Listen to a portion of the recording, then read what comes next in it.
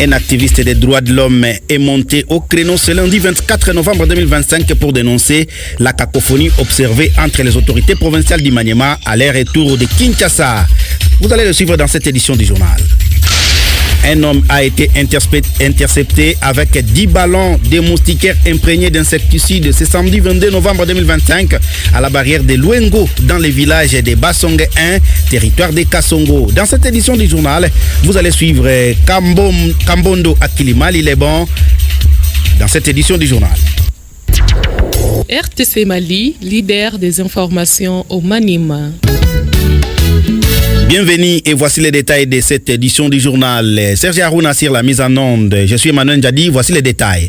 L'hôpital militaire et garnison de Kindu lance une campagne de consultation gratuite pour la fin d'année. Actuellement délocalisé au sein de l'hôpital général de référence de Kindu, cet établissement sanitaire a annoncé ce programme qui se déroulera du 1er au 26 décembre 2025, ouvert à toute la population sans distinction. Le commandant de l'hôpital militaire garnison de Kindu, Dr Kachiza Mouema Jean-Patrick, dans un entretien avec la presse ce lundi, appelle les habitants de Kindu et ses environs à profiter pleinement de cette opportunité.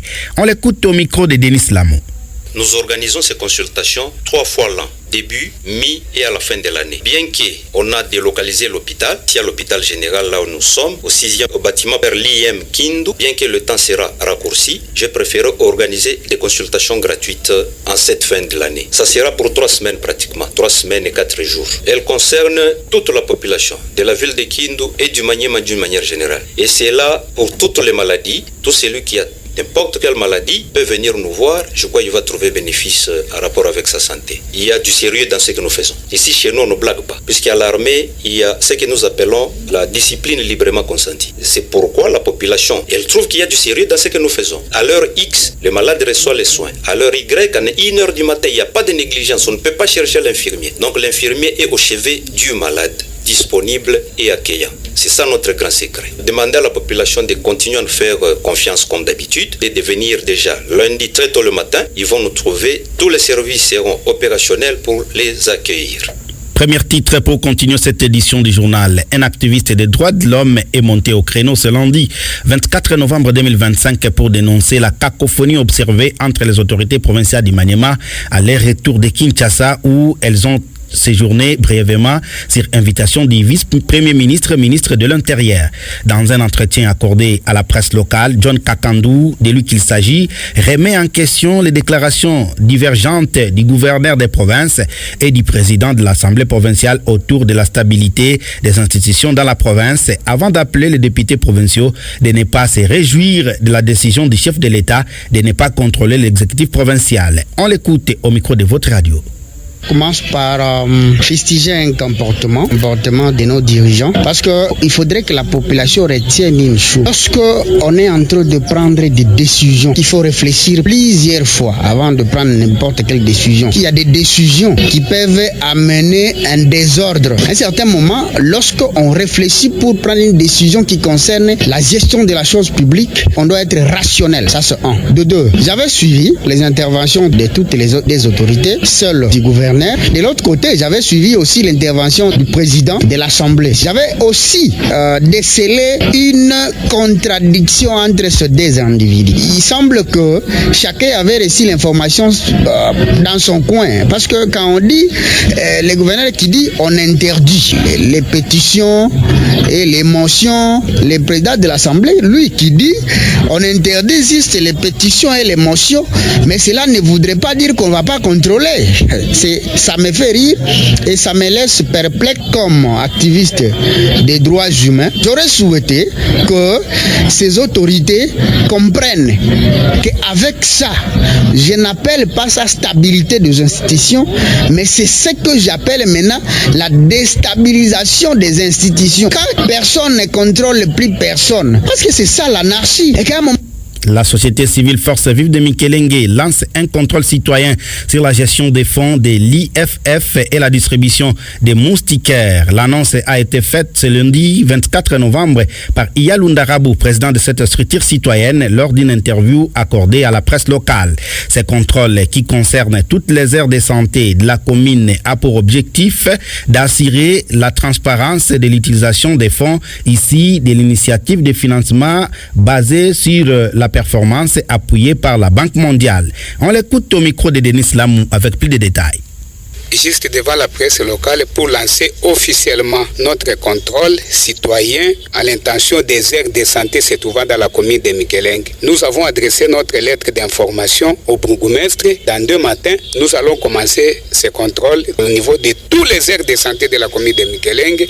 Et ce contrôle concerne l'argent des DFF financé par la Banque mondiale pour l'intérêt de la communauté. Encore problème des moustiquaires imprégnés d'insecticides à longue durée d'action, 1000 d'un sigle. Là où nous avons trop de suspicions. Ça fait longtemps que la population attend ça, mais ça ne se réalise pas. Et nous sommes en train de voir beaucoup de moustiquaires qui circulent au niveau de la ville, au niveau de la cité. Et là, nous fustigeons que les nombres prévus selon le niveau de la population ne peut pas atteindre l'objectif prévu par le gouvernement de la RDC. Et pour ce faire, avant d'amener ces 1000 dedans des dépôts au niveau des blocs des avenues, chaque centre de santé recevra un agent de la société civile pour les comptages d'une manière aléatoire du début jusqu'à la fin pour qu'on puisse dénicher ceux qui ne veulent pas le développement de la province du Maniema. Nous fustigeons une gestion opaque. Tout celui qui sera rattrapé, la société civile va le porter plainte. Nous sommes plaignants, nous serons la partie plaignante. Nous allons le porter plainte et la justice va nous départager.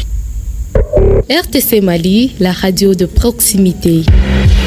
Les femmes vendeuses du marché secondaire de Bassoko dénoncent les conditions déplorables dans lesquelles elles exercent leurs activités commerciales, surtout en période de pluie. Après l'averse qui s'est abattue sur la ville de Kindu la nuit du dimanche 23 novembre 2025, elles tirent la sonnette d'alarme sur l'état impraticable de leur espace de vente. Devant la presse locale, ces vendeuses salient l'initiative de la bourgmestre de la commune de Kasuku qui a fait construire des hangars. On les écoute tour à tour au micro de la RTC Mali. Je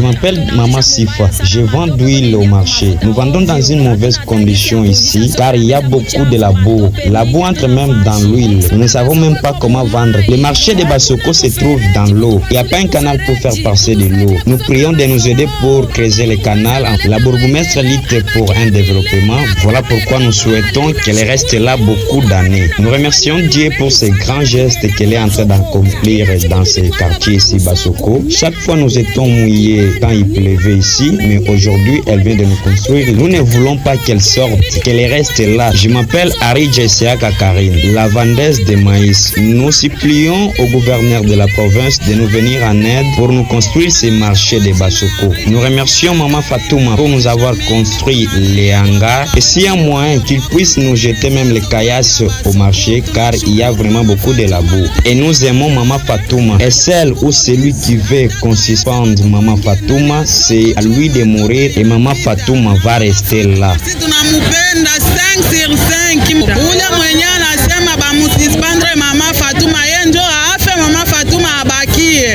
Politique. Envie de relancer les activités et d'encourager la jeunesse de Kindu à adhérer massivement à la vision de l'honorable sénateur Omana Bitika Pascal, l'ingénieur Romilis Lubamboula, Mali, a sensibilisé les jeunes du bloc Mission le dimanche 23 novembre 2025. Au cours d'une interview accordée à la presse locale, c'est au représentant du questeur adjoint du Sénat dans la commune de Kasuku a expliqué les motifs de cette sensibilisation. On l'écoute au micro de Abraham Amissi.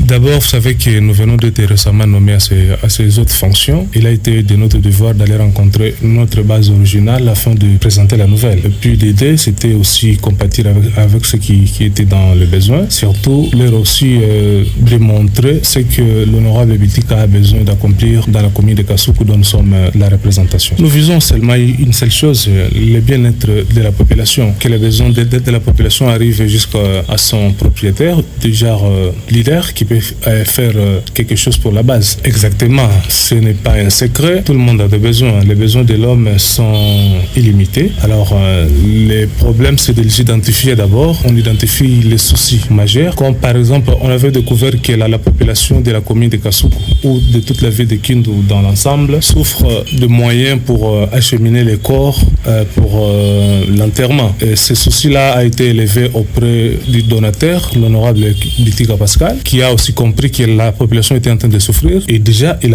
a répondu à ces cris d'alarme. Il n'y a pas que ça. Les jeunes, nous devons supporter les jeunes qui ont déjà fait quand même quelque chose pour nous. Je les invite tous à soutenir la personne de Bitika parce que c'est une personne que Dieu déjà a élevée et que comme on ne combat pas la personne que Dieu élève, nous ne pouvons que nous rallier derrière lui. RTC Mali, les infos des territoires. Chitons ce journal par ses deuxième titre. Un homme a été intercepté avec 10 ballons des moustiquaires imprégnés d'insecticides ce samedi 22 novembre 2025 à la barrière de Luengo dans le village de Basongue 1, territoire de Kasongo. Selon les informations recueillies ce lundi par notre reporter, l'individu a été appréhendé par les services de sécurité et conduit à Samba où il a reconnu avoir acheté ces moustiquaires auprès des agents de la zone de santé de Samba. L'information a été faite par Kambondo Akilimali Lebon, président intérimaire de la société civile sous antenne de Samba. Suivant Kambondo Akilimali Lebon, joint au téléphone par la RTC Mali. Nous sommes devant votre micro, c'est pour dénoncer les vols de 10 ballons de moustiquaires dans la zone de santé de Samba. Cet acte a eu lié à Samba Centre. Un monsieur venu de Kongolo au Tanganyika a été intercepté par les agents de service FRDC, ANER ainsi que la DGM au niveau de la barrière de Luengo. Luengo, nous sommes dans le Basongue 1. Alors, ce monsieur a été arrêté et il a été acheminé à Samba. Après audition, le monsieur est parvenu à dire qu'il a été envoyé à Samba pour retirer ses moustiquaires et il les avait retirés entre les mains d'un agent de la zone de santé de Samba. Ce monsieur détient même une feuille de route signée par l'administrateur du territoire de Kasongo. Raison pour laquelle nous dénonçons avec force les vols des moustiquaires dans la zone de santé de Samba. Les moustiquaires ne sont pas encore distribués à la population, mais nous sommes surpris de voir les moustiquaires volés et vendus par les agents de santé. D'où nous demandons au gouverneur, au ministre, à la direction provinciale de la santé, aux inspecteurs de santé de mettre la main à la pâte pour que ces agents de l'État soient arrêtés, qu'ils subissent la rigueur de la loi. Fin de cette édition du journal, réalisée et mise en onde par Serge Aruna. Je suis Emmanuel Jadi qui vous ai présenté. Les programmes continuent sur 5.1 MHz. Pour tous les internautes, retrouvez la RTC Mali sur radiomali.1